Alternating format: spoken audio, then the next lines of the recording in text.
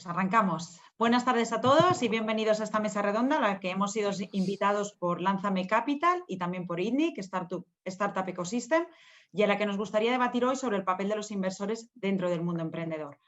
INNIC es un ecosistema de startups con un vehículo de inversión para startups en etapas tempranas. El fondo INNIC Future One se enfoca en comprender la oportunidad del mercado y busca emprendedores con el potencial de crear productos y servicios escalables de gran impacto. Lánzame Capital, por su parte, es uno de los mayores fondos de inversión en España, que gestiona una cartera de 35 compañías participadas y analiza cada año un promedio de 500 startups, invirtiendo en 10 empresas con un total aproximado de 2 millones de euros. Desde INNIC y Lánzame Capital han visto la necesidad de hablar sobre los diferentes vehículos de inversión y sobre el tipo de proyectos que buscan para invertir. Si bien el ecosistema está creciendo, aún hay mucho desconocimiento entre los emprendedores de cara a la búsqueda de inversión, los procesos y las diferentes opciones para levantar capital. Y por eso estamos hoy aquí. A mí me gustaría empezar presentando a los ponentes. Tenemos 4 ponentes y 4 referentes del sector. Tenemos a Jordi Altimira, CEO del fondo de inversión Lánzame Capital y Python, Jordi Vidal, BC de Equivo Ventures, Elena Torras, inversora y emprendedora, y Alex Rodríguez Bacardí, Business Angels y CEO de Mars Base and Startup Green. Así que vamos a empezar por el principio. Yo trabajo en Investing, que es una plataforma de información financiera, y seguimos a muchas empresas ya consolidadas y la mayoría cotizando en bolsa. Pero si empezamos por el principio, a mí me gustaría lanzaros la primera pregunta. Si yo quiero emprender y quiero contar con inversión externa, ¿qué debo saber primero sobre el funcionamiento de los Venture Capitals? Que quiera arrancar. Si queréis, cojo yo esta. Al final, una de las cosas más importantes que tienes que entender cuando eres emprendedor es si realmente el Venture Capital es un buen socio para ti, ¿no? Y eso tiene mucho que ver con las expectativas que tengas tú sobre tu negocio, a nivel de crecimiento, del tipo de equipo que quieres fichar, etcétera, etcétera. Entonces, el Venture Capital es un tipo de financiación muy específica que requiere de crecimientos de compañías que crecen muy rápido y que pueden ofrecer un retorno a los inversores rápido y sobre todo muy alto, ¿no? Para que os hagáis una idea, un fondo de Venture Capital que, por ejemplo, invierte en 20 compañías, espera que el retorno para ese fondo venga de unas 2, 3, 4 compañías, ¿no? Al final, las startups tienen una mortalidad muy alta y eso los fondos lo saben, por lo tanto tienen que apostar en proyectos que puedan sobrepasar esa mortalidad, ¿no? Y entender y saber que si hay el 90% de las startups que mueren, pues el otro 10% tiene que conseguir retornar el dinero que has perdido con ese 90% de las compañías. Con lo cual yo creo que ese es un punto súper importante, ¿no? Tener muy claro si el fondo de VC es realmente el socio que el emprendedor quiere para el momento de la compañía. Pues yo que sí voy a tomar el testigo de Jordi, porque él ha hablado del Venture Capital, pero antes hay como otras fases, ¿no? Y es, oye, me planteo, tengo una idea, voy a empezar la startup, voy a buscar financiación. No. Oye, tengo una idea, ¿hay clientes para esa idea? ¿Hay mercado? Es decir, empieza a preguntarte otras cosas. El objetivo de montar una startup no es conseguir financiación. La financiación es un medio para conseguir que la startup crezca, pero no es el destino en sí, ¿no? Y yo creo que esto, con todo el boom que hay de startups, fondos, rondas de financiación, a veces hay demasiado ruido y perdemos el foco. Entonces, lo primero es, oye, ¿hay clientes, hay mercado, tiene sentido? ¿Puedo hacerlo sin financiación? ¿Sí o no? Si no puedo, ¿qué tipo de financiación necesito? Y lo normal es que la primera financiación no sea de un Venture Capital, sino que vayas a Friends, Fools and Family, vayas a Business Angels, porque necesitarás menos dinero, porque necesitas primero validar que tiene sentido aquello y necesitas ese dinero para poder demostrar que aquella idea tiene un mercado, que empiezas a tener clientes, y el Venture Capital, que ha explicado Jordi, vendrá después a decir, ok, ya me has demostrado que esto tiene sentido, ahora te voy a financiar el crecimiento para que aceleres y en pocos años me des un retorno. Pero quiero decir, hay todo un trabajo previo a hacer antes de llegar al Venture Capital. Eso no quiere decir, y espero no adelantarme a otras preguntas, no sé cuáles son, que no empieces a hablar con Venture Capitals porque su opinión es relevante porque tienen mucha experiencia, han visto muchos proyectos y todo lo que te puedan aportar te puede ayudar a hacer mejor, ¿no?, tu proyecto y a dirigirlo mejor, pero no tienes que pedirle dinero, solo montar la startup. Bien, no, yo creo que las dos observaciones son relevantes, ¿no? Efectivamente, la financiación de una startup digital va por fases, donde tenemos la tercera F, donde tiene que invertir un entorno porque solo te puedes fijar en un equipo y en una oportunidad. No hay métrica asociada, no hay realidad. Y en fases posteriores pues puede entrar un inversor más profesional donde ya tiene un dato real de trabajo. Va por hitos, ¿no? Es decir, tengo un dinero que me tiene que llevar a una siguiente métrica, a una siguiente pantalla, y ese dinero me lo tiene que permitir, ¿no? Eso realmente va por financiación por hitos. Pero a la vez también pues hemos de entender que no todos los proyectos son invertibles desde un punto de vista de venture capital, ¿no? Es decir, de hecho muy pocos lo son. Un poco si yo dibujara una campana de Gauss de los proyectos que vemos, de estos 500 que indicaba Sara, vemos un 20% de proyectos pues que quizá no son ni viables ni factibles, pero la gran mayoría de los que vemos son viables y factibles desde un punto de vista de negocio tradicional, pero no son invertibles. No son invertibles en el sentido que un venture capital necesita pues que se obtenga en 5 o 10 años un multiplicador muy elevado, tiene que multiplicar su capital por 10 y tiene que poder salir, tiene que haber una ventana de liquidez, ¿no? Entonces, nos quedamos con un porcentaje de proyectos que es relativamente bajo. ¿Eso es un problema? No. Hay proyectos que son viables y factibles y que el emprendedor, el equipo fundador y todo el equipo se ganará muy bien la vida y serán proyectos que pueden ser muy interesantes, pero que no serán invertibles desde un nicho de los alternative investments que es el venture capital, ¿no? Y no pasa nada, y no hay drama aquí. Yo como emprendedor, y que yo vendí una empresa en Londres hace años, pues siempre he sido un fundador de proyectos viables y factibles, como Advisor, ¿no? Es un proyecto viable y factible, pero no invertible para un venture capital. Y no pasa nada, ¿eh? No hay ningún tema de ego, ni complejo, ni nada de todo eso, ¿no? O sea, yo pienso que es eso, ¿no? Hay que buscar pues, el fit donde tú tienes un proyecto que es escalable, que necesita un capital para crecer de forma intensiva y ese crecimiento pues es agresivo y que le puede encajar a esta tipología de inversor, ¿no? Y siguiendo el hilo de lo que dice Jordi, si me permitís, también decir que eso, hay bastantes otros tipos de proyectos que no van a requerir nunca de inversión, ¿no? Quizás vengo a traer un poco la versión más punky del ecosistema, la nota disonante, pero decir que hay muchos otros tipos de empresa que al no estar dentro de quizás de la burbuja de hype que ahora trae todo lo que es B2C, que es levantar rondas, que es al final todo lo que se lleva a la prensa, ¿no? Las empresas de servicios, como podría ser, pues no sé, entiendo que Advisor hace eso, o las empresas que yo he montado, que son más rollo de agencias y vendemos servicios, no serían nunca invertibles, no solo por el tipo de servicio que son o por el tipo de negocio o de modelo de negocio que tienen, sino porque también hay otro tipo de empresas, que es el que quería destacar también, que son las empresas que son lifestyle business, ¿no? Que son más un modelo de vida. Entonces, ese tipo de empresas son igualmente saludables, no entran en el juego de la inversión, quizás no estén tan relacionadas con lo que vamos a tratar hoy, pero son negocios que pueden ser fantásticos. Sin ir más lejos, empresas que nunca habían tenido inversión, como por ejemplo la misma empresa que hizo WordPress, Automatic, no levantó, o Sketch, son empresas que han llegado hasta los 200, 300 empleados y entonces se han planteado ir a levantar capital una vez ya eran como un número 1 a nivel mundial o número 2, ¿no? Entonces no siempre tiene que haber el levantar capital en las fases iniciales de un proyecto, ¿no? O sea, parece que sea el ABC del emprendedor y quiero dar la visión de que es posible hacer mucho recorrido, muchísimo tiempo, sin ningún tipo de capital externo. A mí, si me permitís añadir en este concepto que dice Alex, es decir, cuando tú emprendes, inicias un negocio, lo que es el valle de la muerte es muy duro. Es decir, lo que es constituir con capital social 3.000 euros, esto es muy duro. Y levantar eso es muy duro. Esto es realmente... lo tienes que haber hecho para saber lo que es eso, ¿vale? Eso es muy duro. Entonces, claro, ese valle de la muerte, si tú puedes hacer un pitch atractivo de escalabilidad para captar 300K de inversión y apalancarlos a nivel público y te pones con 500K en caja, es mucho más agradable.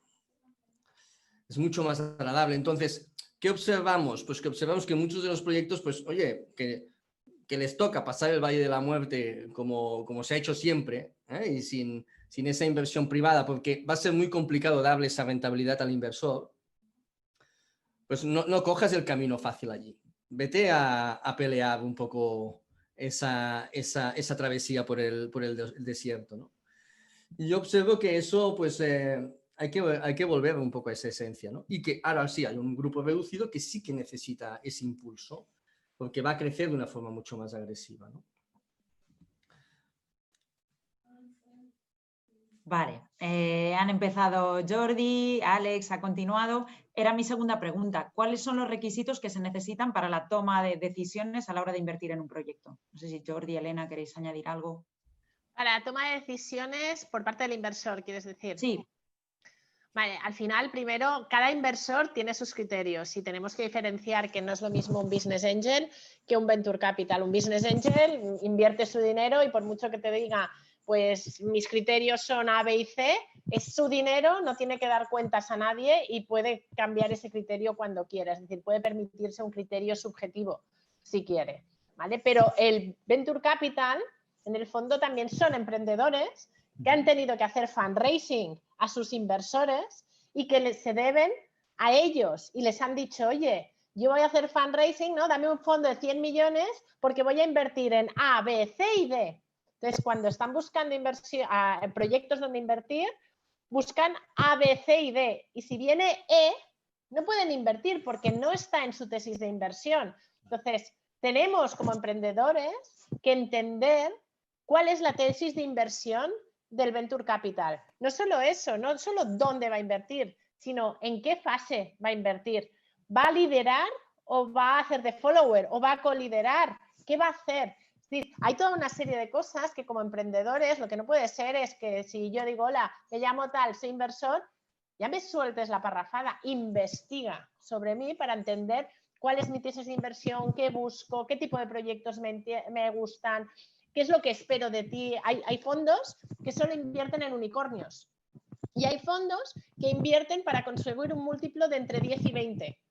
¿Vale? Que no quiere decir que no vayan a buscar, o sea, que si sale un unicornio digan, no, gracias, aquí no estás bienvenido, pero que su objetivo y lo que han propuesto, en un 10 y 20 ya les encaja. Y en cambio hay otros que si no hacen unicornios están fallando a sus inversores. Entonces hay que entender muy bien qué buscan estos inversores para entonces ir a hacer el pitch y explicarles el proyecto. Y si no encaja, y si tú eres un emprendedor y te dicen, oye, es que no encajas con mi tesis, siempre puedes acabar diciendo, ostras, pues mira, cualquier consejo que me digas irá bien y si conoces un inversor en el que sí que encaje con su tesis, me encantaría que me lo recomendases. Y ya está, y no pasa nada.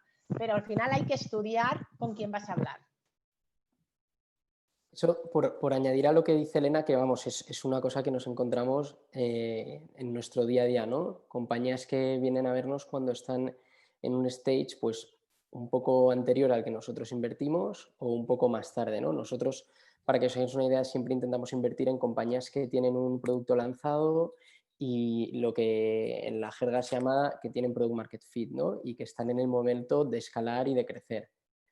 Y nos viene a ver pues, emprendedores que están levantando una ronda de 300.000 euros y que no es el stage o el tipo de tickets que nosotros invertimos en las compañías. Entonces, eso realmente es importante que los emprendedores lo investiguéis mucho, ¿no? Que entendáis muy bien a qué tipo de inversor tenéis que ir a ver en cada uno de los momentos o de los stages de las compañías que tenéis, ¿no? Porque al final es un tema de coger el socio adecuado en el momento adecuado y es algo muy relevante, ¿no? Sí que es verdad que Elena ha dicho una cosa muy interesante antes, que es muy importante establecer relaciones a largo plazo. Generalmente los fondos de Venture Capital invierten y son socios en compañías durante periodos muy largos de tiempo, ¿no? 5, 7, 10 años, ¿no? Incluso más tiempo. Entonces, si tú has podido conocer al emprendedor y al proyecto mucho tiempo antes de invertir con él o de casarte con él, pues probablemente sea todo mucho más fácil y la relación acabe siendo mucho más fluida. Totalmente de acuerdo. Yo digo un poco las dos intervenciones en este sentido, ¿no? Es decir, yo creo que yo lo que aprendí en banca de inversión cuando estuve 5 años en Londres, en Credit Suisse, fundamentalmente trabajando en temas de portafolio, yo aprendí 2 cosas del mundo de la inversión después de 5 años. 2 cosas, ¿vale? Dices, 5 años, 2 cosas, pero bien. ¿Qué aprendí? Aprendí básicamente que para decidir una inversión, sea el asset class que sea, tú necesitas 2 cosas. Una es tener una tesis robusta, pero inviertes en bolsa, inviertes en real estate, inviertes en cualquier asset class, una tesis de inversión clara, robusta, movible, con la experiencia, pero definida, y información privilegiada. Claro, si tú tienes un extra de información, pues eso te da una ventaja competitiva, ¿no? Un poco el mundo del venture capital y de la inversión privada, pienso que une muy bien estos 2 conceptos. Si tú tienes una tesis de inversión y como que en nuestro mundo la simetría de la información es muy importante, si tú estás muy metido en el ecosistema, en este sentido, o como dice Jordi, tú conoces el proyecto con cierto margen de maniobra antes de invertir, tú vas descubriendo al emprendedor, vas descubriendo si las métricas se cumplen, vas descubriendo un modus operandi que te da un extra de información para decidir esa inversión.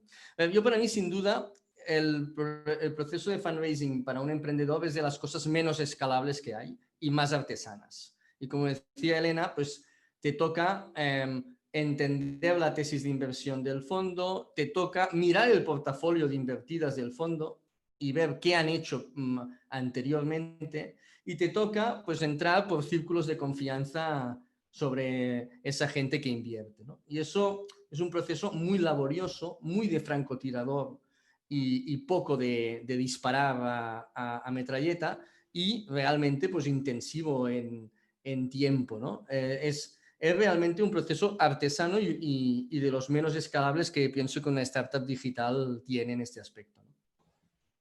Y yo por mi parte, pues comentar una cosa que creo que es relevante, que es de decir que cuando uno va, o sea, de la misma manera que nosotros tenemos nuestro criterio de inversión, y creo que más o menos pues los que sois más empresa, ¿no? Que sois un fondo, que sois un vehículo de inversión, una plataforma de inversión, ya lo tenéis más explicado, los business angels igual no lo tenemos, no es tan público, ¿no? Así que yo invito a que mucha gente, que aparte de ponérselo en el título de LinkedIn, por ejemplo, que diga en qué invierte, porque si no los emprendedores van un poco perdidos, sobre todo los que son la primera vez que buscan inversión, te contactan, pero no saben realmente en qué inviertes, ¿no? Entonces, yo en ese sentido, invitar a los emprendedores a que te digan directamente de una manera muy clara qué es lo que quieren de ti. Si solo quieren tu dinero o quieren que aportes algo más. Hay 2 tipos de inversores, ¿no? Los que solo aportan la pasta y se sientan en el asiento de atrás, como diría quizás Caviedes, y hay los que les gusta involucrarse, que igual son socio capitalista y luego dicen, vale, y aparte le meto unas horas y te aporto contactos y te hago algo de ventas, etcétera, etcétera, ¿no? En ese sentido, claro, yo siempre digo que yo invierto en B2B SaaS, ¿no? Y cuando me contactan, pues B2C del sector deporte, como me ha pasado hoy, digo, chico, me sabe mal, o sea, le voy a echar todo el cariño del mundo al proyecto, te voy a presentar a otra gente, pero eso no es en lo que yo invierto, ¿no? Pero sí que aprecio mucho cuando un emprendedor ha hecho la investigación de mirarse un poco el perfil y decir, mira, estoy montando un B2B SaaS, vendo Enterprise, tenemos clientes en común, veo que tú estás conectado con esta persona, veo que trabajas con las mismas tecnologías que nosotros, creo que tú serías un buen inversor. Entonces, ese trabajo realmente viene recompensado. Es mucho más probable que yo invierta en eso, ¿no? Yo, para explicarlo un poco más, realmente yo lo que digo siempre es un pitch un poco largo, pero digo que yo invierto en B2B SaaS de serial founders donde yo pueda aportar, donde yo pueda involucrarme directamente en el proyecto. O sea, yo no meto solo pasta y ya está. Si yo no puedo involucrarme en el proyecto, pues no voy a poner dinero, ¿no? A mí me gusta poder tener una incidencia donde yo pueda generar ventas, porque al final yo me dedico a la parte de ventas de mi empresa, hablo con muchísima gente, entonces es muy probable que yo pueda generar negocio a las startups a las que he invertido, y lo he hecho en más de una ocasión, con lo cual pues también tener esto un poquito más claro creo que ayuda a los emprendedores a hacer un mejor contacto a los inversores, y a los inversores también a que, digamos, focalicemos mucho más en startups que han hecho un trabajo previo, ¿no?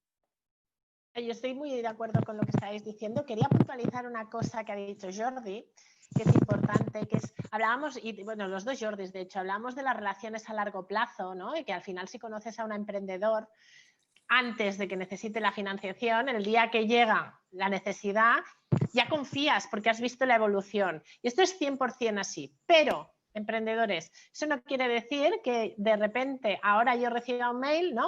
Bueno, yo no, bueno, un fondo de Jordi Vidal, ¿no? El fondo de Venture Capital.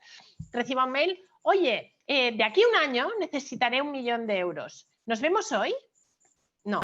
Se trata de establecer relaciones de confianza y ahora la situación que estamos viviendo nos lo está poniendo más complicado porque no nos encontramos en eventos. Pero en realidad se trataba de informalmente pues conocer a un inversor, hablarle de tu idea sin pedirle nada, preguntarle cuál es su opinión, y ese feedback irlo recogiendo y irle haciendo updates de dónde estás. Ahora es más complicado. Bueno, ¿qué podéis hacer? Podéis pedir advice, no dinero. No habléis de ronda. Pedid, oye, sé que estoy en una fase muy temprana para vosotros. O sea, demostrad que habéis investigado, demostrad que sabéis con quién estáis hablando. Aún así, veo que tenéis mucha experiencia en B2B SaaS y me gustaría saber vuestra opinión para ver si me estoy equivocando en el camino. Y empezáis ahí la relación sin pedir dinero y es otra manera de generar confianza. Pero no pidáis reunión para hacer el pitch. Pedid advice cuando no necesitéis el dinero. Es una muy buena reflexión, siguiendo en esta línea.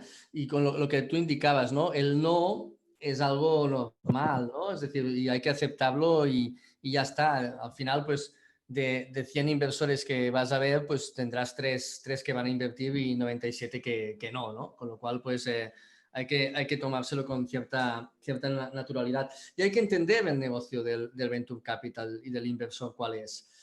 Seguramente la mayoría de Venture Capitals e inversores estarán muy abiertos a dar esos consejos porque la primera pata de un Venture Capital es invertir bien. Entonces necesitan ver mucho deal flow y muchos proyectos y eso es fundamental. Es decir, el tratar el deal flow y ver oportunidades es algo, es el día a día de un Venture Capital, ¿no? Hay una segunda etapa que es madurar ese proyecto e intentar aportar en esa maduración, como Alex indicaba, ¿no? Pues oye, pues yo me quiero involucrar, yo pienso que puedo aportar en tema de ventas, pues quizá los Venture podemos aportar más en temas de financiación. Y hay una tercera etapa que se habla poco, pero que es saber desinvertir. Y la tercera etapa es fundamental. Es decir, nosotros lo hemos visto en el último año y medio, que nos hemos puesto fuertes en decir, oye, ahora hay que desinvertir. Y hay que desinvertir bien. Y claro, no es casualidad que haces 4 exits en un año y medio. Es decir, es porque requiere un trabajo como el trabajo que requiere la inversión, ¿no? Pensar cómo el inversor desinvierte es algo que también considero que al emprendedor le puede dar cierta información a la hora de levantar capital. Hay que ponerse en la mente y en la métrica del inversor para entender bien cómo, qué posibilidades tengo que ese venture, ese inversor me invierta, ¿no? Y eso considero que es relevante. Por ahí va un poco mi tercera pregunta, ¿no? Ya creo que lo hemos ido comentando un poquito todos, habéis comentado que no todos los proyectos son invertibles, pero yo como emprendedor me gustaría saber qué características tengo que saber o que tengo que tener para llamar vuestra atención. ¿Quién empieza? Va. ¿Quién queréis empezar? ¿Voy? Venga, Venga, Jordi, va, Jordi. Vale. Hemos hablado ya mucho de esto, ¿eh? Y la respuesta depende mucho también del momento de la compañía y del inversor al que estés viendo. Es bastante probable que lo que exija Elena o las características de una inversión de Elena sean muy diferentes a las mías, ¿no? Porque invertimos en dos stages completamente diferentes.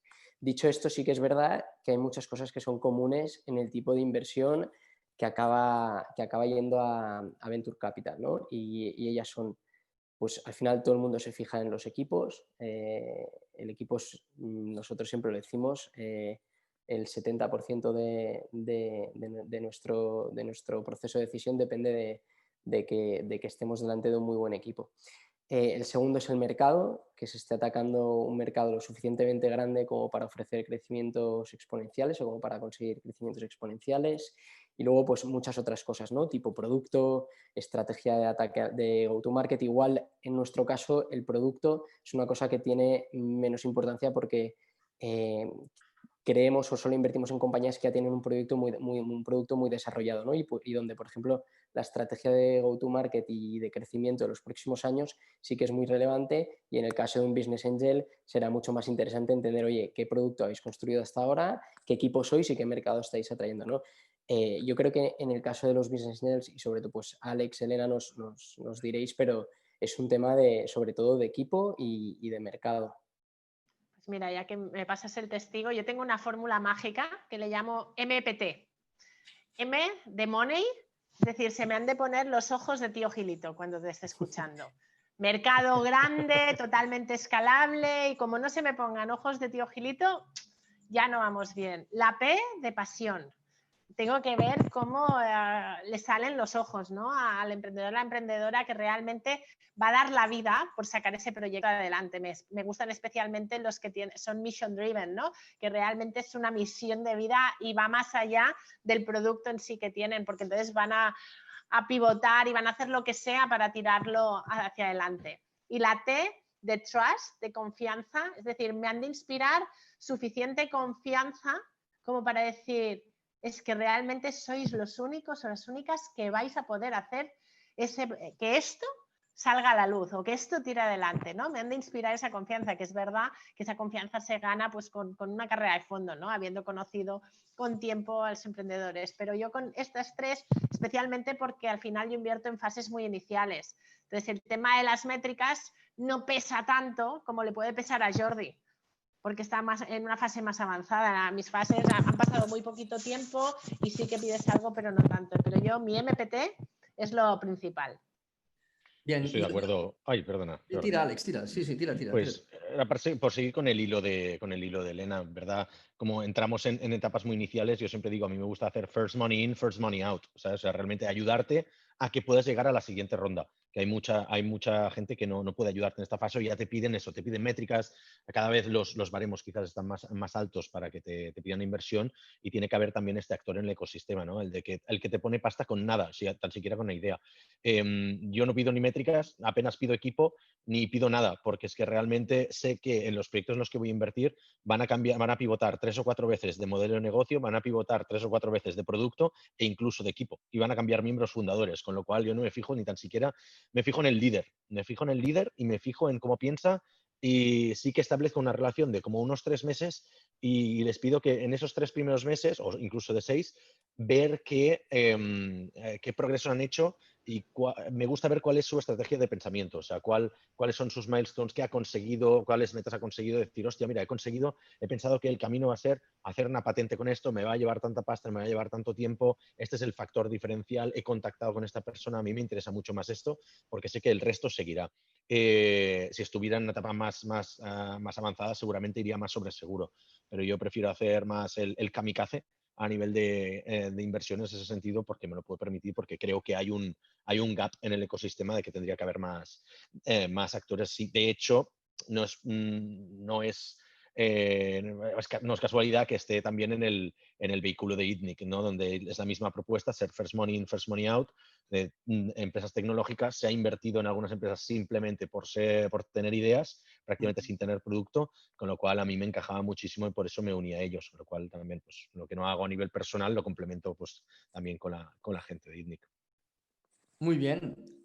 Mira, yo añadiría un par de conceptos, ¿no? Para mí, pues, es importante lo que os comentaba, esa tercera fase de visualizar la desinversión. Entonces, hay que pensar un poco cómo sale un venture capital de un proyecto. Y fundamentalmente sale de 3 formas, ¿no? Es decir, una muy improbable en Europa, que es una salida a bolsa. Improbable, no es la más habitual en un contexto europeo, ¿no? La otra es por una venta de la compañía, con lo cual nos hemos de imaginar que esa empresa se va a vender, ¿eh? Y si es un mercado donde realmente hay transacciones, realmente hay M&A en ese mercado, ¿quién podría ser o quiénes podrían ser los potenciales compradores? ¿Y cómo no nos vamos a diluir demasiado en ese camino? Porque seguramente no va a ser una venta por un precio muy elevado, con lo cual, una vez hemos invertido, la dilución del proyecto tiene que ser mínima para un poco nosotros mantener un porcentaje significativo. esta es una opción. Otra opción, y quizá en nuestro caso la más común, es salir por secundario. Entonces, ¿qué quiere decir salir por secundario? Pues quiere decir que en rondas posteriores a nosotros, en una serie B, en una serie C, cuando un emprendedor ya el modelo crece y va a hacer una ampliación de capital de 20 millones, si el proyecto es muy bueno, va a generar mucho interés. Entonces, ¿qué va a suceder? Pues que habrá sobre la mesa 24 millones. 4 fondos que van a querer invertir 24 millones, pero el emprendedor necesita 20. No quiere coger 4 millones más porque no quiere diluirse más de la cuenta. Entonces, esos 4 millones van a ir a comprar a los socios iniciales, a los inversores iniciales. En este caso, los que hemos invertido en fase seed o en serie A. Esa es una forma de salir muy clásica. Claro, a la hora de invertir, nos hemos de imaginar qué fondos van a invertir más adelante. Y si esos fondos, si ese proyecto va a ser atractivo para ellos, como que ya los conocemos, ya hablamos, ya sabemos qué les gusta y qué van a hacer en el futuro.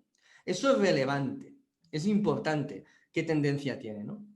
Entonces, la manera de salir marca un poco el tema. Y puntualizando un poco el tema del equipo y profundizando un poco más, ¿no? Es decir, es evidente que vamos a mirar el equipo. No vamos, es decir, el mobiliario de la oficina tiene un atractivo relativo. Es decir, vamos a mirar fundamentalmente el equipo, ¿no?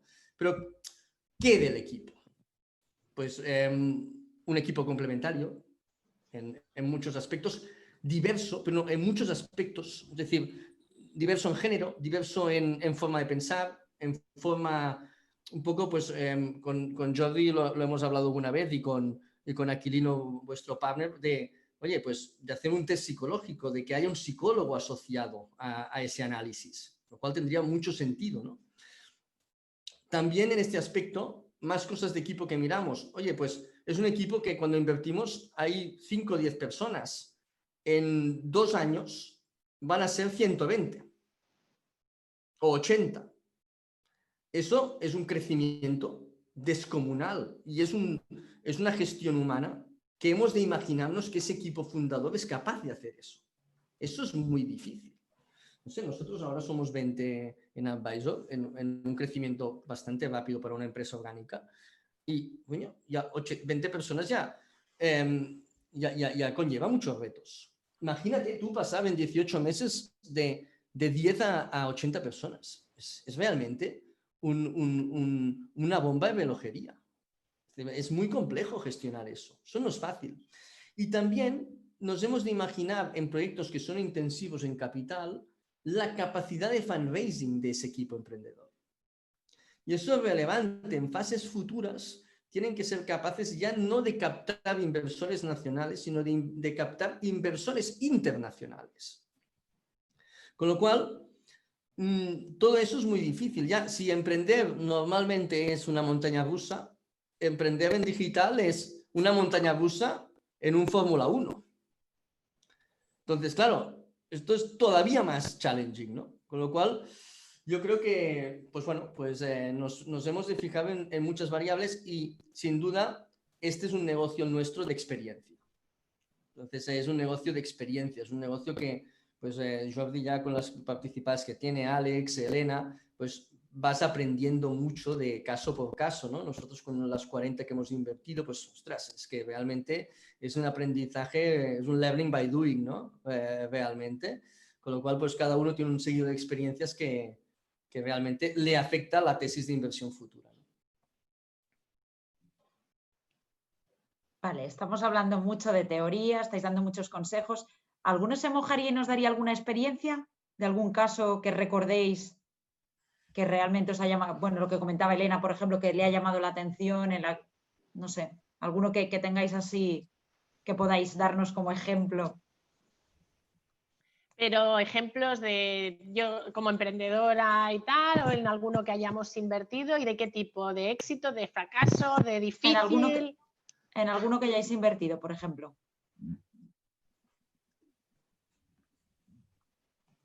Si no os lo dejo y retomamos la pregunta al final. No, Es que yo tampoco acabo de Bueno, entender, o sea, ¿en qué Sí, sentido? O sea, sí, o sea, me falta saber no- de que qué no- el ejemplo. Que nos estáis dando como muchos consejos de cómo tenemos que acercarnos a vosotros, pero a mí me ajá. gustaría saber, como emprendedora, porque yo también he sido emprendedora, un poco cómo puedo llegar y atraeros, o sea, algún caso que digáis, mira, pues vino este, me presentó este proyecto, hemos Vale, invertido en vale. él porque tenía X, de todo lo que habéis comentado, tenía algún punto que realmente me llamó la atención, no sé, que podamos orientar también con casos prácticos. Vale. Bien. Un poco, ¿qué proyecto queréis que comentemos cada uno un proyecto que Yo- hemos visto? Porque aquí me están preguntando, ¿eh? Yo también voy recogiendo un poco las preguntas Vale. y mira, justo ahora me dicen casos de éxito y casos de fracaso. Si tenéis alguno que creáis que es relevante mencionar. Bien. Nos mojamos, Jordi, en un caso de Sí, fracaso común que tenemos. sí, venga, Vale. dale. Venga. Empieza tú, porque ahora no estoy seguro de cuál te refieres. Coño, por suerte Yo creo solo que tenéis uno. sí, tenemos Bueno, yo no le llamaría a un un caso de fracaso, pero fracaso que yo volvería a invertir 1000 veces. sí. O sea, aquí al final, cualquier fondo de VC que os diga lo contrario, os está mintiendo, ¿no? Pero absolutamente todos los fondos de VC tienen muchos casos de fracaso y de hecho la mayoría de las empresas en las que invierten acaban fracasando, ¿no? Pero por dar el ejemplo que hablábamos con Jordi, ¿no? Pues estamos hablando de una empresa que cuando te viene a ver ves a dos fundadores que han sido capaces de construir en muy poco tiempo algo súper relevante a nivel de métricas, se han sabido rodear, lo que hablábamos antes, ¿no? Se han sabido rodear de un equipo súper potente para el stage o para el momento en el que está en la compañía, tienen la idea de cómo van a convertir esa compañía en una compañía rentable a largo plazo, es decir, saben cómo van a monetizar y tienen una base muy, muy importante de un activo muy importante en lo que son sus usuarios, ¿no? Y esto es lo que tú ves el día que vienen a invertir. ¿Qué pasa ahí? Que tú trazas un plan y en ese plan, al cabo de 3 años te hacía estar facturando X dinero, pues no se cumple por muchas cosas, ¿no? Porque es muy probable que no hayas podido validar que esa estrategia de monetización que tenías funciona, ¿no? Y te tienes que ir a buscar otras estrategias de monetización. O porque dentro de ese plan venía voy a levantar la siguiente ronda de financiación en Estados Unidos y con este tipo de inversor, ¿no? Y cuando te vas a ver a ese tipo de inversor, te das cuenta que o bien por un tema de contexto ya no le interesa ese tipo de oportunidades, o bien por un tema de métricas de, oye, mira, es que aún estáis muy pronto para nosotros o no monetizáis lo suficiente para nosotros o lo que sea y no consigues levantar esa ronda de financiación y tienes que pivotar el negocio, ¿no? Al final, antes Alex hablaba de los pivots, ¿no? Y es una cosa también súper importante en los equipos, que seamos, que nosotros seamos capaces de detectar que son equipos que tienen esa capacidad de cambiar o pivotar muy rápido su negocio, tomar decisiones con mucha velocidad, ¿no? Sobre todo si son negocios que tienen perspectivas de no ser rentables en un tiempo y de, por lo tanto, tener que ir levantando dinero. Yo siguiendo en este caso, ¿no? Que es un caso común que tenemos, nosotros invertimos antes porque invertimos una fase más inicial siempre que Jordi, en este caso. El primer punto para mí es que la tesis de inversión te tiene que decir, si es robusta, te tiene que reafirmar. En el sentido de, si nosotros viéramos este proyecto otra vez, volveríamos a invertir, porque cumplía todos nuestros requisitos. Ha ido mal, bueno, ha ido mal, pero y podemos analizar por qué ha ido mal, ¿no? Pero volveríamos a invertir. Volveríamos a invertir. Este para mí es un primer punto, ¿no? Yo creo que otra reflexión en este sentido es que emprender es lo más difícil que hay. Ya puedes tener un currículum impecable, puedes tener un track record profesional muy potente, pero emprender es muy complejo. Emprender es algo realmente muy difícil, que requiere pues ponerle toda la energía. En el elemento de pasión que decía Elena, es fundamental. Es que si no tienes pasión, esto no lo aguanta nadie. Es que realmente es una descarga de energía vital tan descomunal que si no es algo que te apasiona profundamente, es que no lo tiras adelante, ¿no? Con lo cual, y emprender es un tema de probar, fallar y seguir. Es decir, yo pienso que las personas no fracasan, lo que fracasan son los proyectos. Entonces, fracasas en el momento que tú dejas de intentar. Y aquí, pues, si cogiéramos la mayoría de casos de éxito del mundo más americano que tenemos, pues son gente que no han dejado de intentar. No han dejado de intentar y han seguido, y no se han puesto barreras mentales, eso es muy importante, pienso, es decir, creencias limitantes y barreras mentales que te pueden, en este sentido, hacer dudar de esa capacidad, y han tirado adelante.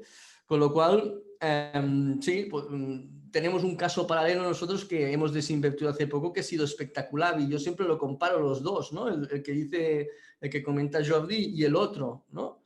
Y son muy parecidos, pero muy parecidos. Y en uno haremos un multiplicador de por 12 en 2 años, que es algo, creo que no lo volveremos a ver nunca más, una cosa así.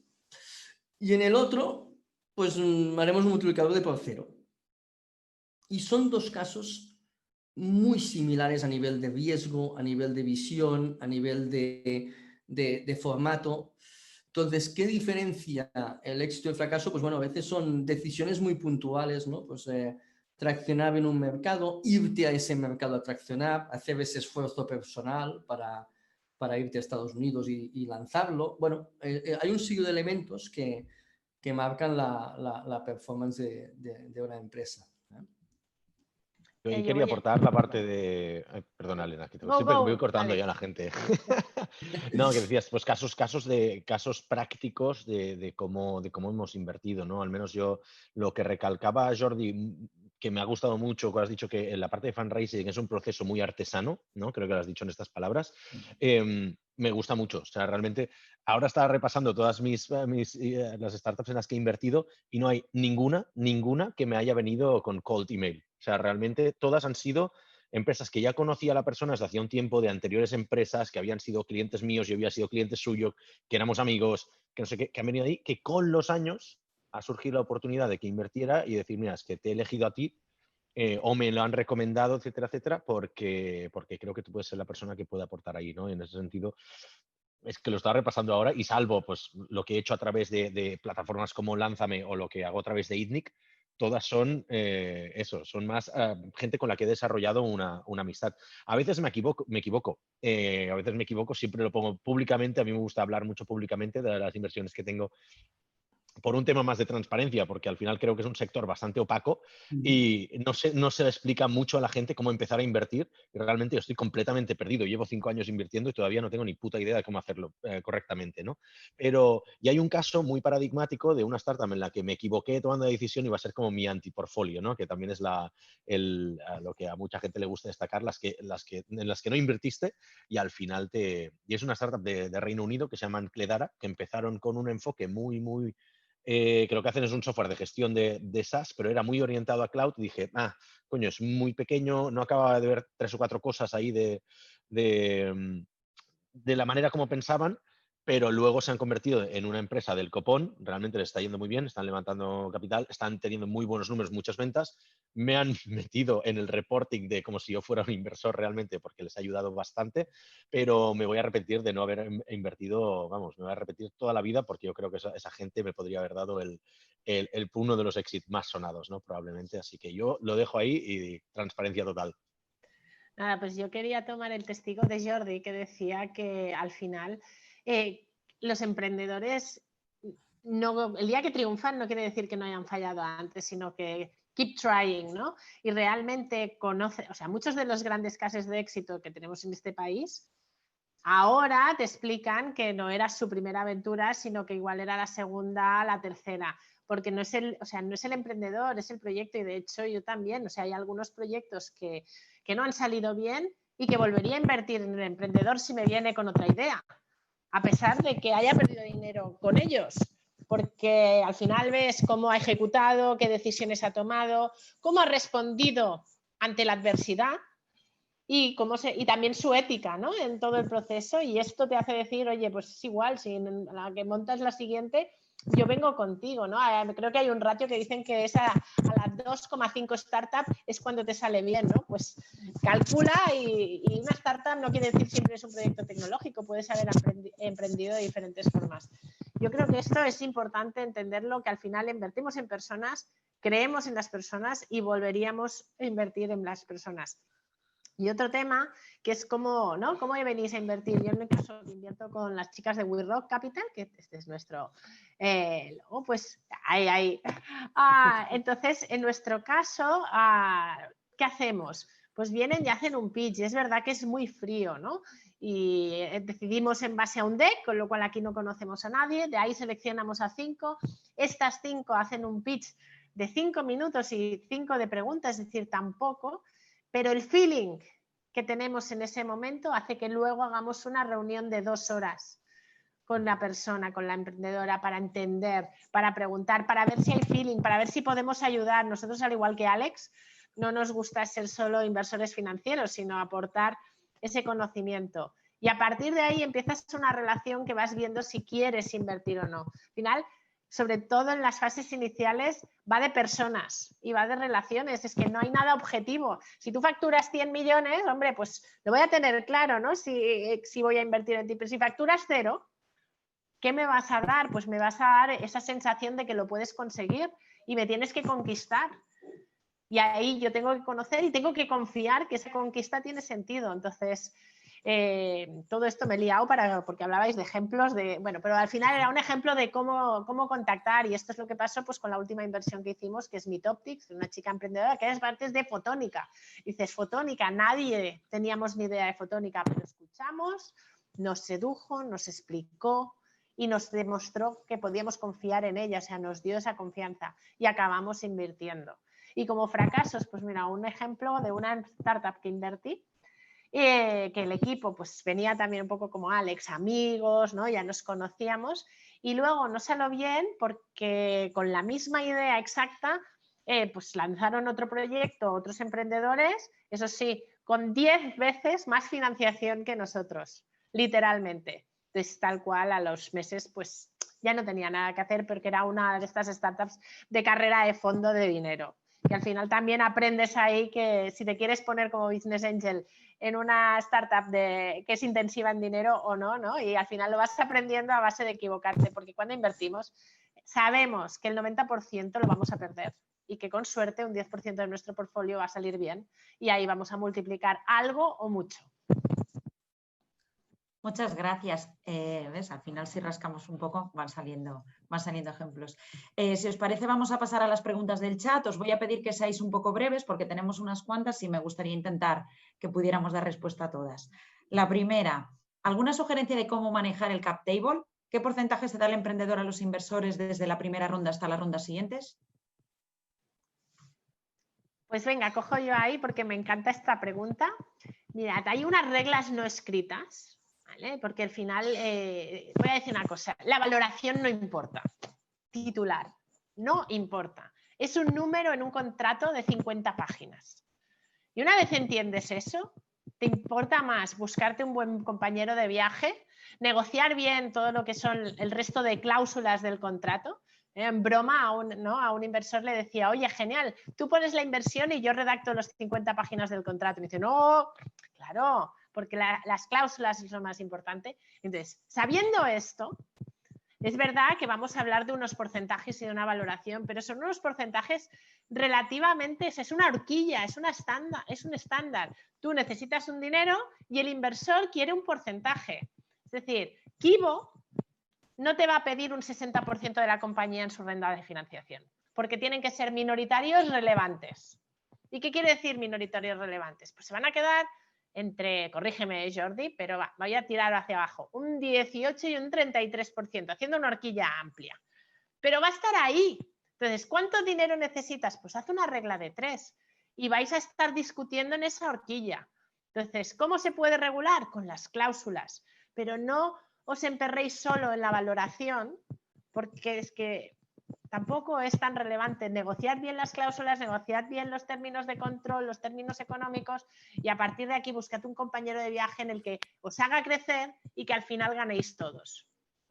Yo por añadir un punto que creo que es súper importante y que es el motivo principal por el cual cuando leéis cosas online o habláis con inversores os dicen, no, es que nosotros no entramos si el emprendedor no tiene más de, o el fundador más el equipo no tiene más de un 60, de un 70, lo que sea, ¿no? Pero ahí eso es muy relevante porque al final es un tema de alinear intereses. Cuando un inversor entra en tu compañía, al final se asocia contigo, vais a estar muchos años trabajando juntos y lo que quieren los inversores es que tú tengas los huevos en la misma cesta que ellos y que tengas lo mismo a perder y a ganar que los inversores, ¿no?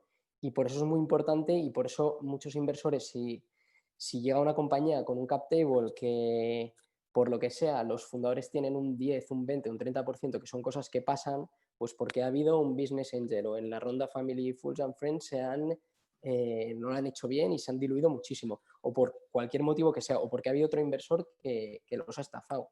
Es muy difícil entrar por un tema básicamente de alinear intereses y expectativas. Al final, tú como inversor con un portfolio de entre 50 y 70 compañías, no puedes acabar dirigiendo una compañía, ¿no? Necesitas comprarle la visión a alguien y esa persona o ese fundador es quien tiene que ejecutar la visión y es lo que tú te compras, ¿no? Volvemos a lo de antes. Esto es un negocio de personas, de confianza, de, oye, yo te dejo mi dinero porque sé que tú eres la persona adecuada para devolvérmelo, ¿no? Multiplicado por 12 en el caso de Lánzame. Nos ha pasado una vez, Jordi. No, Ya. Pero cuando inviertes, estás pensando que te pasará en todas, ¿no? Sí, esto, pero, es importantísimo. pero nos ha pasado una vez. Bien.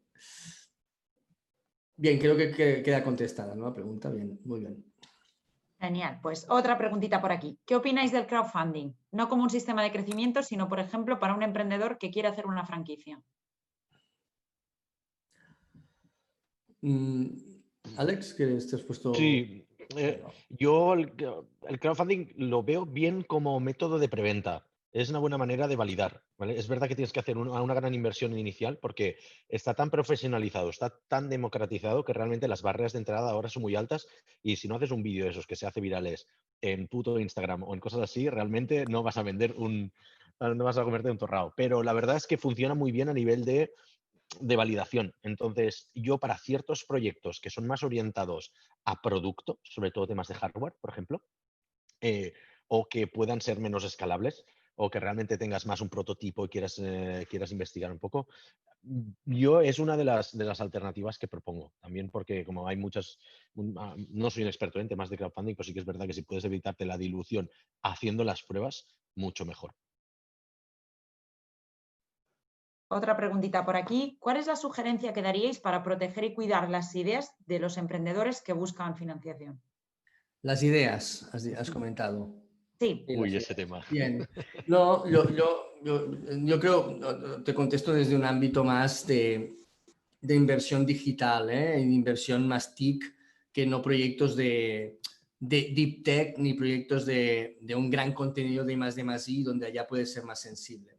Pero en el mundo más digital, de lo que puede ser el SaaS, de lo que puede ser una mobile app, de lo que puede ser un marketplace, aquí para mí hay dos formas de proteger la idea, ¿no?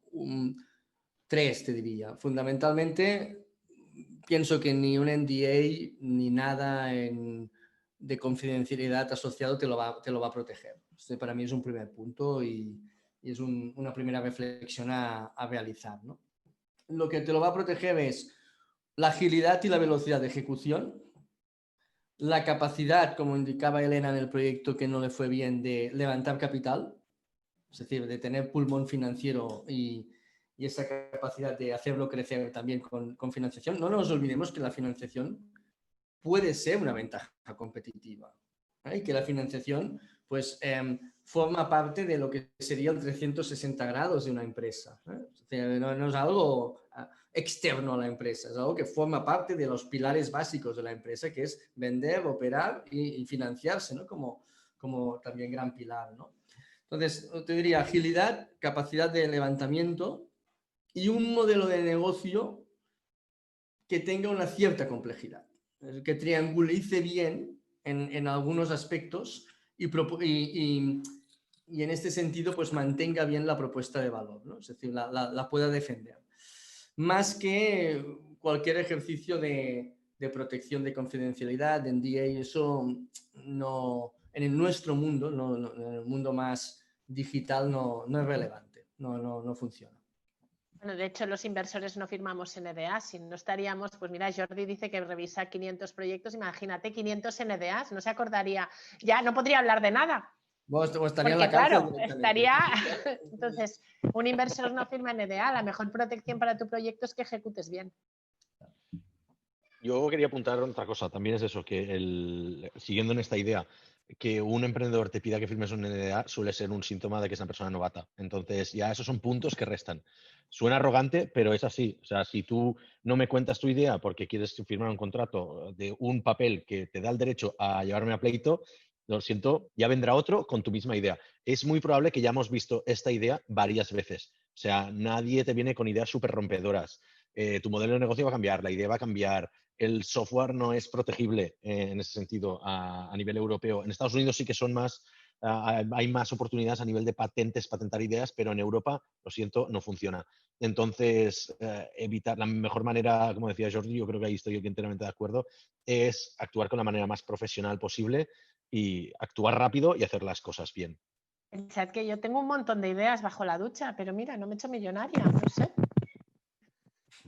Y yo que también una cosa, que viendo desde perspectiva de como yo dirijo una empresa de desarrollo de software, si tuviera que firmar un NDA por cada persona que me viene con una idea, no podría trabajar no tendría proyectos, porque es que no podría trabajar en ningún sector, porque realmente luego es eso. Si no acabo trabajando con esa persona, no puedo hacer ese tipo de proyecto, trabajar en ese sector por 5 años. A ver, un poco de seriedad. A ver, última preguntita del chat. Tengo por aquí, en etapa SID, ¿qué conviene para un emprendedor? ¿Un inversor que aporte mucho dinero pero que se mantenga alejado del proyecto? ¿O un inversor que aporte menos dinero pero que ofrezca contactos, que aporte ideas? Sin duda lo segundo. O sea, al final, lo ha dicho Elena, creo, al principio de la conversación, ¿no? Joder, lo que necesitas como emprendedor es testear el mercado, conseguir clientes, conseguir usuarios, etc., etc., ¿no? Y una buena manera de hacer eso es no solo tener a todos los empleados enfocados en eso, sino que tus inversores te ayuden, ¿no? Todos lo hemos hablado de, oye, que yo no solo aporto dinero, sino que también ayuda a la compañía, ¿no? Y eso al final, sobre todo en etapas seed o en early stage, desde cuando te invierten tus family, fools and friends o business angels hasta tu serie B o serie C o serie D incluso, los inversores están súper involucrados en ayudarte a cerrar nuevos contratos, en ayudarte a ponerte en contacto con todo el talento que necesites e incorporar en tu equipo, obviamente en ayudarte a financiar las siguientes rondas de financiación, presentarte a inversores, o sea, al final el smart money ya viene, yo creo, implícito hoy en día, ¿no? Si montas un proyecto tecnológico digital, porque es que al final es más de lo mismo, ¿no? Todos empujamos hacia un proyecto exitoso y para eso pues hay que meter todos los huevos en la cesta. Contactos, expertise específico que tengas en un sector como Alex con B2B SaaS, etc., etc. Yo pienso, siguiendo la línea de Jordi, y pienso que estamos dando una visión donde nosotros estamos, que esto parece uno de estos programas de televisión donde votamos al cantante, ¿no? Y que Sí, tenemos exacto. ¿no? Y esto no es así. Esto no es así. Esto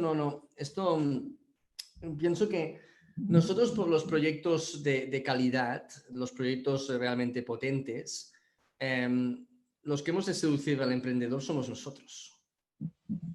Es decir, y eso estamos dando la visión, pienso que aquí pues el emprendedor nos tiene que, no sé, que nosotros tenemos el poder de decisión. En los proyectos realmente relevantes, nosotros nos hemos de pelear para que el emprendedor nos deje invertir.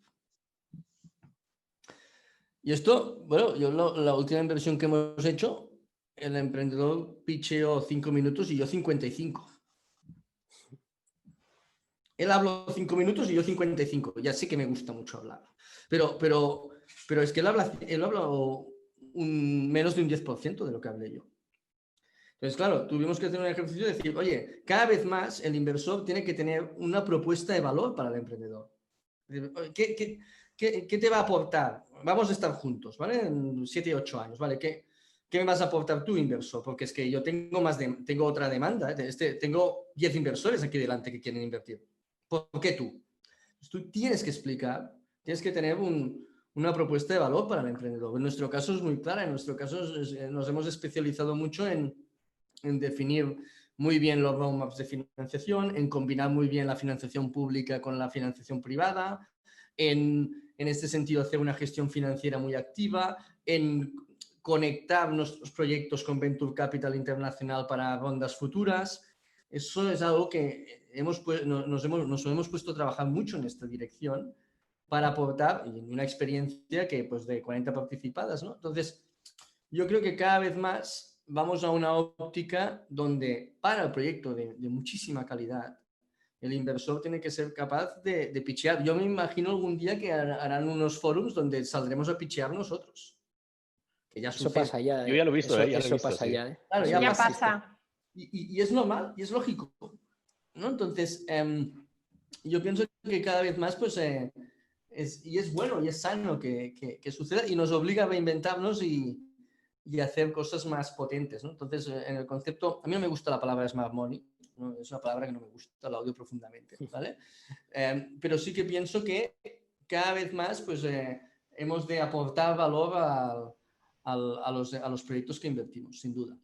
Por eso es muy Pues importante. te voy a tener que cortar, Jordi, porque mira, hacemos ahora la hora de que hemos empezado la charla y lo que me gustaría es que resumierais, o sea, que de todo lo que hemos estado hablando, si alguien se conectara ahora, le dierais 2 ideas o un poco una frase a modo de resumen de todo lo que hemos estado hablando.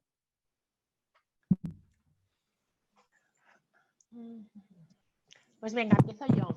Yo diría, la inversión no es un fin en sí mismo, es un medio para crecer la compañía. Buscad buenos compañeros de viaje y esto aplica a los inversores, a los fundadores y a todo. Y sobre todo, estad apasionados por vuestro proyecto y luchad por él.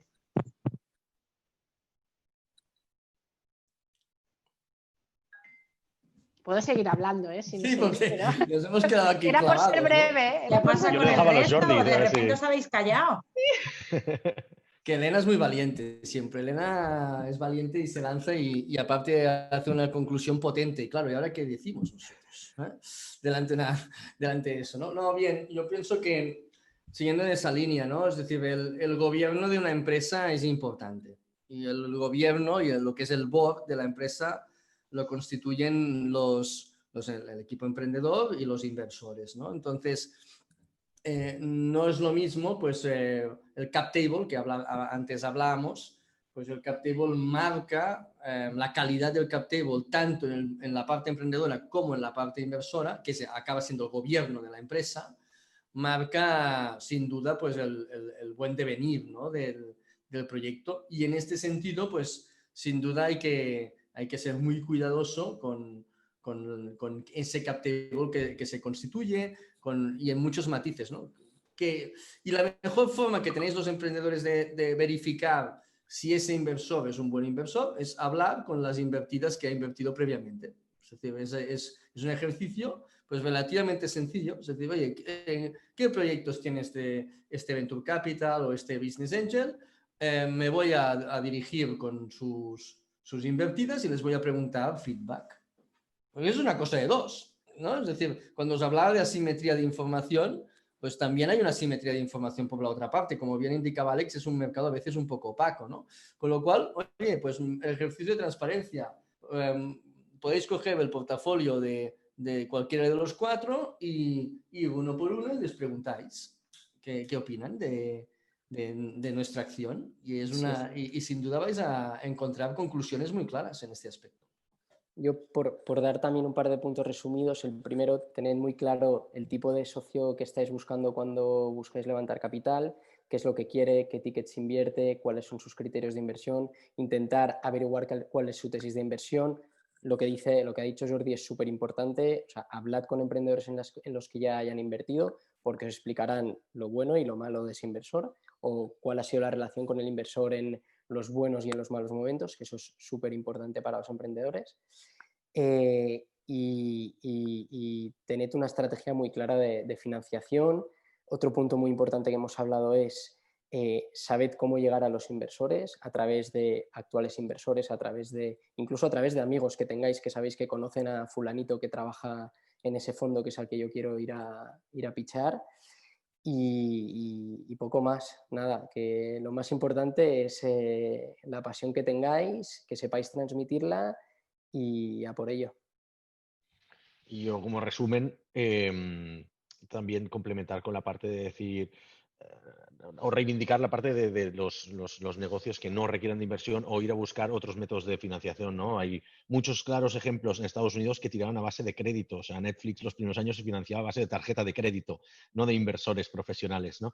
Siempre digo, ir a buscar financiación cuando duela, cuando ya no haya otra alternativa. La mejor cap table es de la que no te tienes que preocupar, ¿vale? O sea, la que no tienes que saber quién está en tu cap table y qué porcentajes tienes. En ese sentido, poder operar con 100% de independencia en tu propia startup suele ser muy buen camino, si es posible. Si no, siempre hay los caminos de inversión. Pero sobre todo que no sea como algo imprescindible a la hora de montar una startup, porque parece que nos venden todo esto y no lo es. Cada vez hay más ejemplos de empresas autofinanciadas y lo ha dicho Elena muy bien al principio. El propósito de una empresa es vender, no conseguir inversión. Pues muchas gracias, Elena, Alex, los Jordis, muchas gracias por vuestras ideas, vuestros consejos y muchas gracias a todos los presentes. Gracias a vosotros. Gracias a vosotros. Gracias a vosotros. Chao, buenas tardes, chao. Adiós.